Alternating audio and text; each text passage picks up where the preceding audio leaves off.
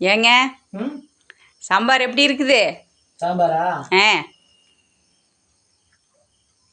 நல்லா இருக்கு. இருந்தாலும் எங்க அம்மா வைக்கிறது இன்னும் கொஞ்சம் நல்லா இருக்கு. சூப்பரா இருக்கு. இது ஒரு மாதிரி இருக்குது, ஆனா நல்லா இருக்குது. சரி, அப்படியா? கொண்டாங்கிங்க. இந்த பாரு எதம்மா, போய் உங்க அம்மாட்டியே வாங்கி சாப்பிட்டுக்கோங்க. ஏமா என்ன நல்லா இருக்குன்னு சொன்னேன், என்ன எங்க அம்மா வைக்கிறது கொஞ்சம் நல்லா இருக்குன்னு சொன்னது ஒரு தப்பா? அதாவது நம்ம கஷ்டப்பட்டு செஞ்சு கொடுத்துருவா, கேட்டுட்டோம்னா அவங்க அம்மா செஞ்சது நல்லா இருக்குமாமா, அம்மா செஞ்சது தான் நல்லா இருக்கும்னா அப்புறம் எதுக்குங்க கல்யாணம்? அது எங்க அம்மா செத்து போய் 2 வருஷம் ஆச்சு. இனி எங்க அம்மாட்டியே போய் சாப்பிட முடியும்? பரவாயில்ல, பிடிங்க.